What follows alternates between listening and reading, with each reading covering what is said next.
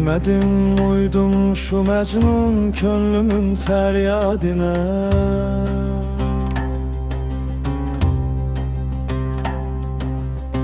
Eşke dil verdim, beladen başka bir şey görmedim.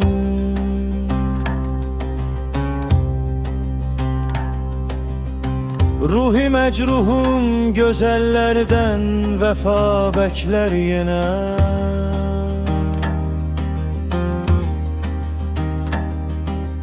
Ben henüz asla cefaden başka bir şey görmedim. Görmedim asla dikensiz gül, karanlıksız ışık.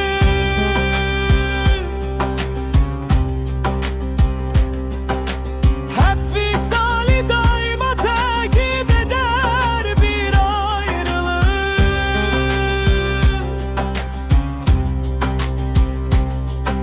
Söylüyorlar daim zevk-i saadet var yazık.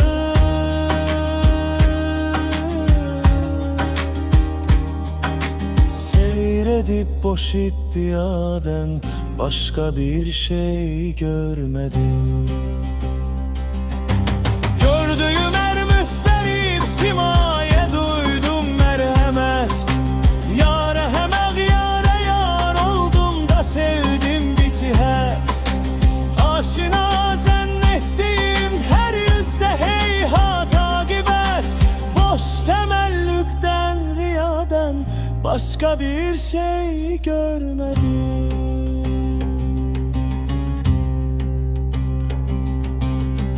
Her mehabbet bir hayanet, her gülüş bir hiledir. Her saadet rühü okşar, pek sönük bir şöledir. Belki var sehvim fakat gördüklerim hep böyledir. Görmedim asla beladen başka bir şey görmedim.